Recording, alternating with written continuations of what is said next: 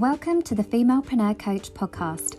I am your host, Rebecca Barr. I am a transformational mindset and business coach and six-figure award-winning female entrepreneur. Ladies, I'm here to tell you that business and making money doesn't have to be hard when you're in alignment and flow. Inside this podcast, I will be showing you how to transform your mindset to program it for success, how to maximize your money vibrations, and how to redesign your business for ultimate financial and time freedom. You know you are meant to live an epic life. Now it's time to claim it.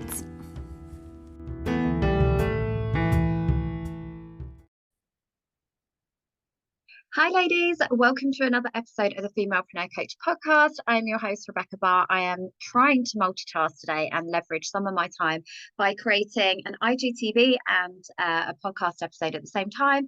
So bear with me because this may go horribly wrong, but hopefully it will be fine. So I really wanted to talk to you today about something that's super exciting, and it's about the process and the theory of stacking successes and how you can stay motivated and consistent in your business for the long haul. And it's something that I see happens all the time where women really do fall down. So maybe you can resonate with this. You might have invested in a program or even working with a coach, and you have gone all in, you've made the symbolic gesture, you've had that transaction in terms of money, feel super motivated. The trust of the person that sold you the program has transferred to you. So there's an element of feeling like it's possible to get the results that it is that you want. But then after a few weeks, maybe if you're not necessarily seeing immediate quick wins or results, the motivation starts to dwindle and your confidence starts to slip, and then you end up essentially in a downward spiral. And the initial success that you had at the beginning and motivation and all the vibes suddenly start to dissipate, and then you start to internalize and you think it's me and and I wanted to kind of explain today, because I see that happen so often, particularly when people come and work with me. It's because that they've actually invested in programs previously, they haven't seen any results, and they want to see another approach and another way in order to get that outcome. And the reason I love them coming to me is because I can see straight away why they haven't had that success and why they may have had some initial quick wins, but how things have dissipated over time. So I'm super excited to have you here and really dive into this today. So like I said, what happens initially at the beginning of somebody starting a program is that the trust has transferred. That motivation, that vision, that energy of the person that sold them into the program has really transferred to them, and it's infectious. This has happened to me many times, even in my own entrepreneurial journey, where I have had a vision that is so strong and so magnetic to my staff and my customers and the people that are working around me, that they've really bought into that, and they are so bloody excited. They're there straight away, they're with me, right alongside me. And then literally a few weeks in of actually implementing and executing that vision and that plan, suddenly, I'd go back into the shop and the standards aren't as good. People aren't kind of as motivated. And I used to get super frustrated and I'd be like, I don't understand. But actually what I realized was that, like I said, that motivation, that desire, that vision, that connection had transferred to them temporarily, but ultimately they weren't bought in. They didn't care. And when I then left that situation, obviously they weren't going to continue with the same energy and motivate and momentum that I had created. And it meant then that I had to be in that business all the time, essentially pushing them, and who wants to be in push energy in business? Never.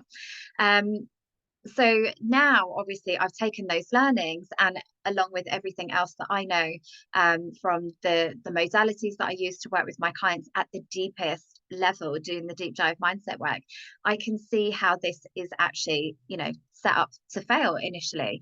So I wanted to kind of take you on a bit of a journey with a client that I had to do this work with, but typically this is the kind of work that I do with every client.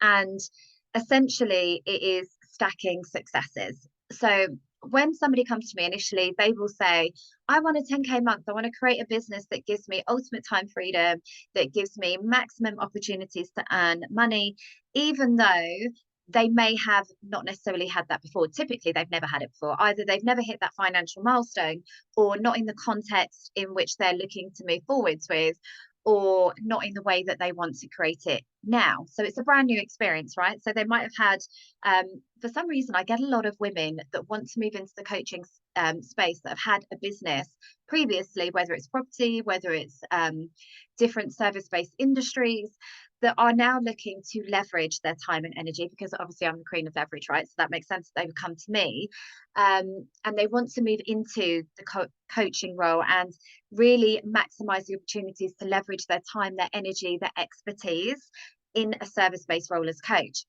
So, which is super exciting, because obviously they've seen around what is possible in terms of earning potential. Maybe they've been following other coaches that are celebrating 100K months, £1 million months, it happens. So they've come to me with that goal in mind. I want to hit a 10K month, even though they've never done it before. And they've got absolutely no idea how they're going to get there. There's absolutely nothing that we can use to leverage in order to build momentum from the offset. So there's a lot of work that needs to happen up front in terms of, and even I found this when moving into the coaching space. I'd been a very successful entrepreneur. 6 figures was nothing to me, but it's a very different mindset from having physical success in business, where you are essentially, you have a business, a product, a service to sell. When you then move into the coaching space, and now suddenly you're the brand, you're the service, you're the asset, you're the thing that needs to be sold. It's a whole different mindset shift. It's much harder to sell yourself than a product that you can essentially hide behind. And that's what I'd done. So coming into then being a coach and selling myself, it was a whole shift that needed to happen. And that's kind of the work that I do with my clients. So a lot of the time, yes, there'll be strategy. So there'll be, as a coach, I'm constantly weighing up. It's almost like, if you've seen that GIF where there's the person with all the numbers, where they're like, that's my mind in any moment as a coach, because there'll be the strategy element where it's okay, so we need to get some quick wins off the board. We need to get some foundations set in place. We need to get a clear offer. We need to get a clear sense of their personal brand and their USP, why them, why now, why this offer. So there's lots of strategic things that I need to be kind of factoring in, but also I'm working with the woman behind the business. So it's okay, well, I know straight away we're going to get resistance to this goal because they've never done it before. So you have all of that element in terms of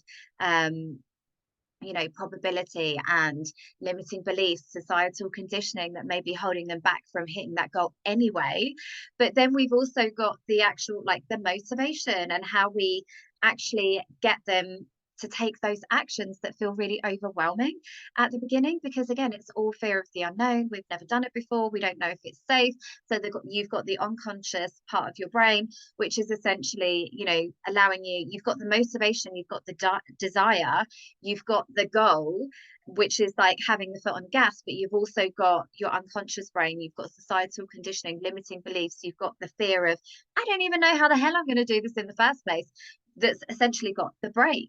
So you've got to try and balance that, and it's a really careful balance at the beginning stages. So one thing that I love to do is obviously get quick wins out the gate.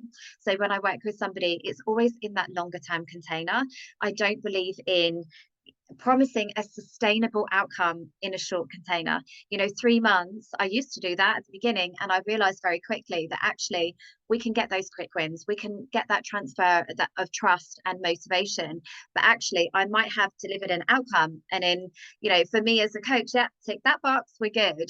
But actually for the woman who then needs to carry that forwards, that's where they're going to fall at that next level of hurdle, because not only are they not going to be able to have the practical strategy and skills to then replicate the success that they've created, because they don't necessarily have the awareness of all of the stuff that goes, the moving parts that I'm factoring in as the coach behind the scenes. But also, when I then suddenly exit left out of the process, how are they going to self-regulate, self-motivate, and continue to strive to that next level of success when they haven't got the mindset support to do it? So, but equally, we need to know that it's possible, right? So they've got to see some quick wins. We've got to start getting and increasing the level of probability to that goal. So we've got to get some quick wins. So when we first start working together, it's okay, what does the first little stage look like? What does the first kind of couple of months, whilst I'm also getting them to take inspired, bold action that they've never done before strategically, how do I also start to build the level of trust in themselves that even what they want, that big, bold, audacious goal, is even possible? And it's factoring in some quick wins. but and this is essentially what I did with my client. So for her, 10K months is possible. She'd already created that in her other business. Like, it's actually a minor, really. She's done that many times, because she had the kind of business that had that potential in it. But obviously, stepping into that coaching role and being the face of that business and being responsible now to the results of other people, it's a whole new vibe and mindset shift that needed to happen. So what I essentially had to do was that start to identify, what would those quick wins look like? How do we actually create a ladder of probability towards her goal? How do we break that down so it doesn't feel overwhelming? And essentially, when we lack motivation towards a task, there'll be two elements to it. There'll be one element that is either it feels too hard or it feels too easy. And a lot of people say to me, oh wow, you're so motivated, like you've got 5 kids, you've got and you've got success, and you've got every reason to not necessarily want any more than you've got. How do you keep that party going? Like, how do you keep that motivation going?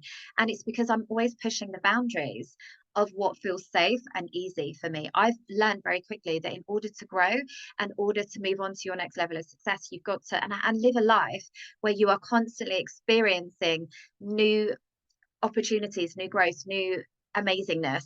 You've got to start to reframe what feeling uncomfortable means for you. So I've got comfortable with feeling uncomfortable. And I know that if actually things are too easy for me, it actually means that I'm not pushing myself. I've learned to live at my edges of what feels possible. If I go into a room where I feel like the most accomplished person in there, unless I'm in that room to teach, why am I even in that room? There's no growth for me. There's no expansion. There's no opportunity to learn or be more than I can be. So it becomes a detractor. But yet a lot of women feel safe in that environment where they are the biggest fish in the smallest pond. And actually that's a detriment to your growth. So if you're in that environment right now where you know that you're kind of coasting, things are easy, you're really doing yourself a disservice, because ultimately your mindset and your motivation checks out, because like, it's too easy. So I'm no longer inspired or motivated to hit the next thing. And eventually, we know, like money, the energy starts to dissipate, and that's when we lose traction in something that actually used to feel exciting and expansive before, and actually was quite easy to maintain. Now suddenly you've got to work a bit harder, but you don't want to, because you're only working harder to sustain what you've currently got. There's no growth there. It doesn't feel exciting. But equally, if you've got the other end of the spectrum where you are trying to create £1 million year and yet you've never had a 10K month, the ladder of probability against that goal is so skewed and it feels so impossible that you're not even going to take any action towards that, because your brain is already mentally checked out and it's like, okay bitch, like rightio. And you might have the first bit where, like I say, your trust is transferred and your energy is transferred from somebody else, a coach that sold you into a program where it's like, you can make 100K in your pants, I promise, it's so easy. And you're getting in there and you're like, actually, this feels a little bit hard. Actually, I'm looking around and looking at the amount of work that in my mind I've computed is going to take to hit that goal, where I've not done any of these things before. Actually, I'm out. Like, it's almost too much. I'm not motivated now because it's just ridiculous. It's going to be overwhelming. So we don't even start the action taken to even create any momentum or energy in our business. But when you do start getting that momentum, that's when the power of leverage then comes in, and you can start to use that energy to create more and more results. And that's essentially what we did for my client, right? Once we got over the first hurdle, the mindset shifts that needed to happen for her to really embody that next level self and see herself and recognize herself as an authority, we started to, create some achievable milestone goals and get the first client in. Once we got over that hurdle, amazing, that was our quick win tick. She could start to see, actually, if I've already done this work and I've started to embody it, and now people are coming to me because they see me as that authority, and I've already got one person out the gate, actually the probability of getting another person is actually quite likely. And that's exactly what she did. She got the next person, and then the third person was easy because we found smart ways to leverage the energy of that person that signed up. Obviously I've got my masterclass in series starting from April, and there's loads of things that I can share with you strategically around how you can leverage, that first quick win, that second win, that testimonial, that social proof, how you can leverage those results to create more energy in your business, and then that then makes the sales easier and easier and easier, where then rather than you chasing clients, they actually turn around and start chasing you. Once you've built that brand, once you've got that expert status, you've become that go-to person, you become credible, you become trusted as a coach and as the person that can deliver results. It gets easier and easier to sell. So there's that element. Absolutely, come join me in those masterclasses if you want to talk about that. But what I'm talking about is how you continue to keep that motivation going so that you can really compound your success. Because what happened with her was, obviously, once we'd done these steps, the next month then became a 10K month. It then became a 10K week, and now her 10K day is like right around the corner. It's so easy. It's so possible because we've done all of the work, yes, strategically, but also energetically, but also mindset. So now that she can see it's possible, now that she's got all of the reasons as to why, it's easy to then sustain it from here. But this is where most people go wrong. They get their quick wins. They have the initial desire and motivation to do something incredible. They prove to themselves what's possible. But now we move out of survival mode, and suddenly there's no desire as much. And this is what I see as a money mindset coach. Once women get past a certain point of income, it's no longer a desire for them because their basic needs are met. They're no longer in fight or flight or focusing on survival. The desire isn't enough. And definitely when I was in LA last year and I was talking with the women that were, hitting 7 figures, 8 figures in their business, where they were struggling was the motivation to continue to grow and hit the next level of income, because they didn't need it. Money was no longer a thing. They had so much money that it was like, yeah, I could put more money into investments, I guess. I could, maybe buy another car or another property or another thing. But actually, I'm not that bothered. And that's where people then fall down, because where they can't keep the motivation for continued growth going, they then start self-sabotaging. They then start feeling overwhelmed. They're not bothered, like they just, and then essentially it becomes this downward spiral. And I've definitely been at places in business before I did this work where I had the same. It was like, well, I've got more money than I know what to do with, so I'm good. Like, I'm just going to take a day off work. I'm just going to mentally check out over here. I'm just gonna, like, fuck it. Like, I don't need to be everywhere doing all the things that I did at the beginning. Suddenly I don't want to continue doing because the desire isn't there as much. So where you need to really start to self-regulate so that you don't start becoming, self-sabotaging, and you don't start losing that energy and the momentum and all of the great things that you did at the beginning, because it takes 80% of the fuel to get a plane off the ground. But then once you're there, like, it's only 20% to get it to your journey. But then what happens when you get to that journey? How do you continue to grow that motivation? And this is what I see with women a lot when you hit those incredible highs in your business, 100K months, fantastic launches, incredible, like, we get into like such fight and flight and manic energy where we are like just so focused on the task. It's like once it's then done, there's this real moment of kind of like energetic letdown where it's like, well, I kind of did the thing, so now what? All of our identity, our energy, our focus, our drive has been like geared into hitting that milestone, that thing. But now what? It's like, oh, okay. And do you know what was really interesting for me was I read Stephen Bartlett's book, and he said the same in terms of, I know around our hierarchy of needs, Maslow's hierarchy of needs, once you've hit your basic human needs for survival, it's very difficult to continue that energy and that momentum and that party going. And he said the same thing. He found more satisfaction and got more joy when he found £10 down the back of the sofa as a struggling student, because that represented like his ability to eat food that day, to when he sold his business and had like millions in bank, because he was like, okay. And I've seen that time and time again, but it's almost becomes to our detriment as women, that either we lack the motivation to even get off the ground and see what it is that we're possible, because we've been conditioned that feeling uncomfortable is such a bad thing. Our brain is always moving towards pleasure and away from pain. So anything that feels uncomfortable, overwhelming, hard work, outside of our remit of even possibility, then we mentally check out and don't even try. Or we hit we do these great things, we're in that like struggling mode, getting something done through real push energy, that then we allow ourselves to coast and almost self-sabotage once we've hit it, and then we never really hit that again.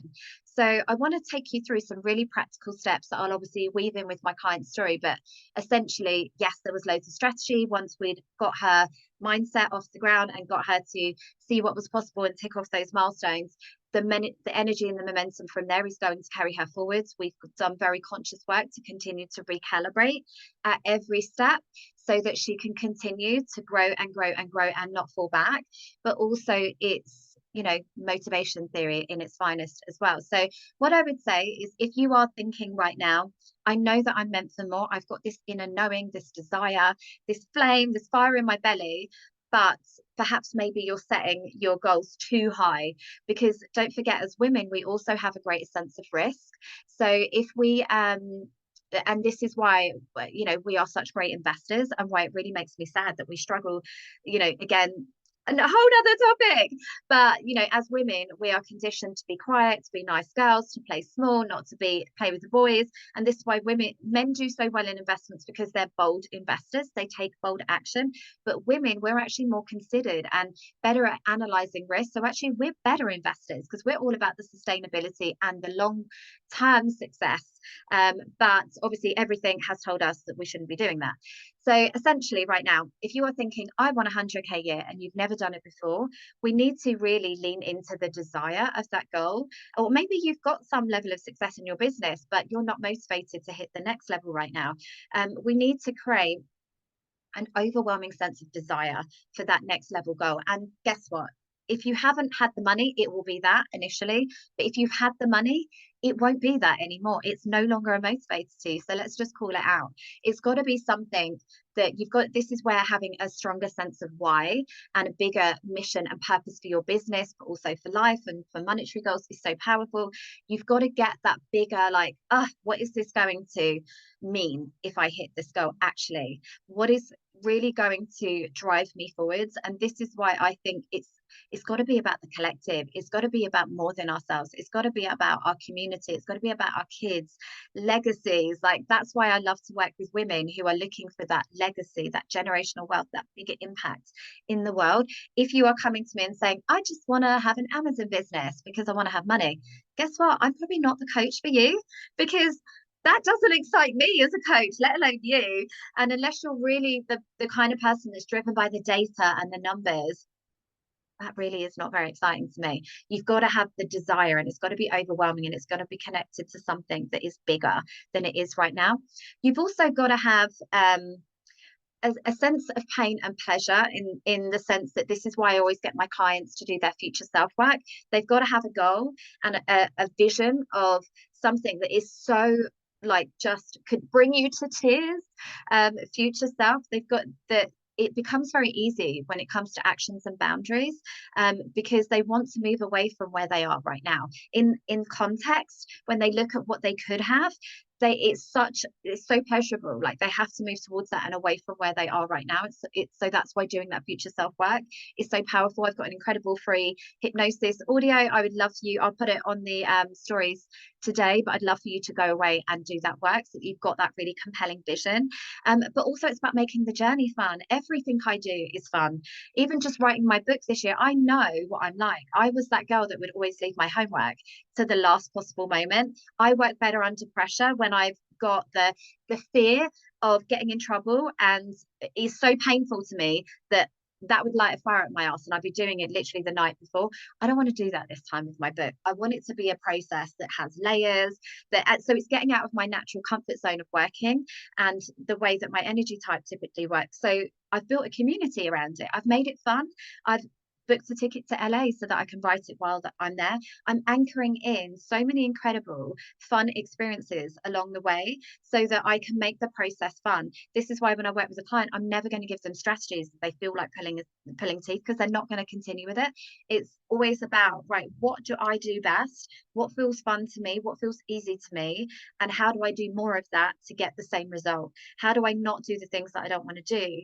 So you've got to be really strategic about that. Again, teach this in my masterclass about identifying your zone of genius and about leveraging teams and automations and other things so that you don't have to do the things that you want to do. It's then about reverse engineering the steps and creating a ladder of probability so that you can see that it's even possible that you could do this thing. So that's why goal setting and reverse engineering and breaking it down into actionable steps is so possible. But also, I think there's another step around acclimatizing to that next level. So creating the mini goals so that you can decompress, so that you can recalibrate and make this your new level of normal, so that you're never going to go below that. And I really think that is where you then start to create that sustainable success, because now that becomes your stepping point. You can now, that will never be where you go below. That's why your wealth thermostat is so important. And then you can now use that as your springboard for the next goal, If you're trying to go from 0 to 100k, there's so much wrong with that. It's entirely possible. I believe in quantum leaps, but there's so many things that you need to get energetically in place first to really set yourself up for success. Because even if you get that win, it's an artificial win, it's a false high. Can you replicate it? Is it sustainable? Did you go so far out of your comfort zone and pain that you wouldn't want to replicate it again anyway? And there's so much that I could talk about around that. So as I'm speaking, getting into flow, I'm actually realizing I could probably do a series on this, so maybe I will. But essentially, once you've done that, once you've started to get that energy, you started to build that trust and authority with yourself, once you've seen what is possible, you can then create more energy and momentum to then go on and do that next level big goal. Because action and seeing those results, so taking action in the first place that feels practical, that feels possible, that feels like a bit of a stretch but feels good because you're moving towards something that ultimately you want. Yet then when you start to see results because you've taken that action, because inevitably if you're taking different action from action than you're already used to taking, you're going to see incredible results. That then gives you more confidence to take the next level results. And it's about constantly living to those edges and reframing what feeling uncomfortable means to you. For me, it feels exciting. It means oh my God, if I'm doing something that absolutely fucking terrifies me, then I'm exactly doing the right thing, because that means that I'm continually pushing the boundaries of what feels comfortable, what feels possible. It means I'm always growing and I'm always getting outside of my comfort zone. I'm always then giving myself an opportunity to master something new, which then just adds to my toolkit of confidence and trust in myself that actually whatever happens, it will be fine. People always die when they're oh my God, we're literally LA. I haven't even thought about what I'm going to pack, what I'm going to do. Half of the stuff I still need to do. And do you know what? I'll probably do it the day before because I'm okay. And this is actually a sign of a high performance woman, because I've got so much trust in myself that because I've proven it time and time again, I'll figure it out. I'll be fine. Even if something goes wrong, I'll be fine. I can always find a workaround. And that only comes from continually living in my edges and allowing myself that grace to grow into the next level version of me. Because like I say, once you start to compound that action that you're taking and therefore then the results that you're seeing, that just continues to build the motivation and the energy and the momentum towards your next level goals. So I hope that you have enjoyed that episode today. That was definitely a lot longer than I intended it to be. There is so much more that I can talk about. So if you've enjoyed it, let me know what maybe some of the takeaways are for you in the comments below. But that is essentially how you stack success. That is how you create some success, and then you build momentum and you create next level quantum leaps from there. And how it is possible for you to then reverse engineer those steps for you too, if you are looking for this year to be a year of incredible growth.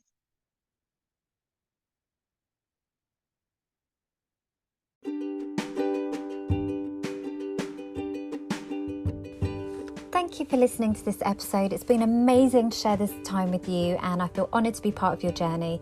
If you've loved what you've heard, had an aha moment, or found value in this episode, then please do like, comment and share. I would love to connect with you on Instagram and Facebook, so come and find me, and I look forward to helping you build your epic life.